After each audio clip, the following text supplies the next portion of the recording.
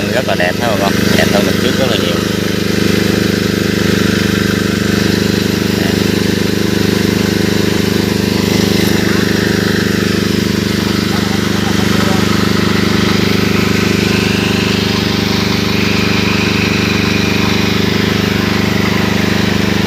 Chuyển mùa tới.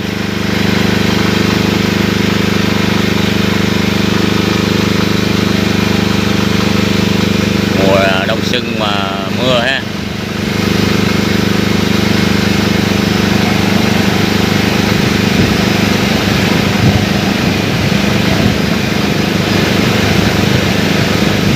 Vụ đông xuân muộn.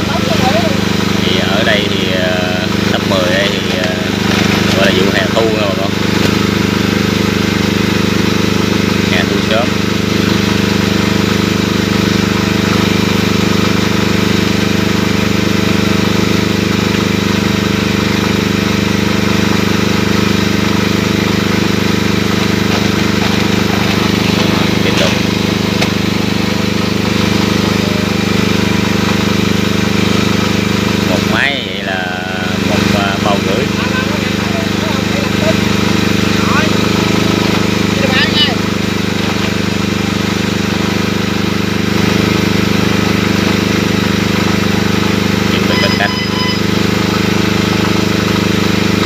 Quá khỏe bà con ơi.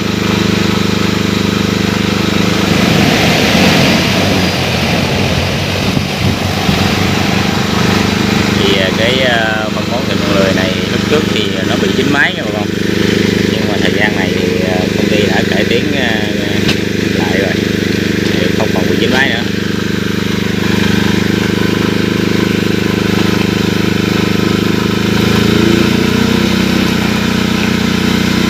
Phân ra là gãy thôi, quá tuyệt vời ha. Đạt đúng không? Đạt. Đạt đúng không? Đạt. Xem cái máy mà bà con. Đó. Rồi thu gan ha. Ok ha. Chỉ một lội là xong. Đây.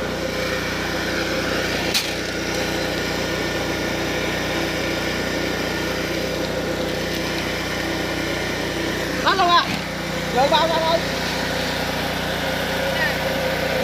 Còn bao đó. Còn bao mà. Cái này nữa là bao còn có bao đó.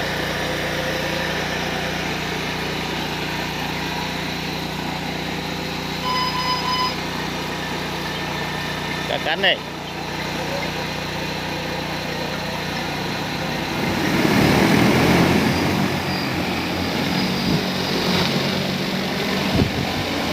Giờ thì những nông dân của mình rất là khỏe, thì có công nghệ gôn ha, thì gãi rất là khỏe, mà nó phải mình gãi bằng máy bay thì khỏi phải tốn công là phải phối trộn nha bà con,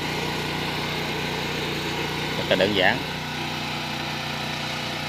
chỉ đem ra đầu bờ thì máy bay gãi thôi.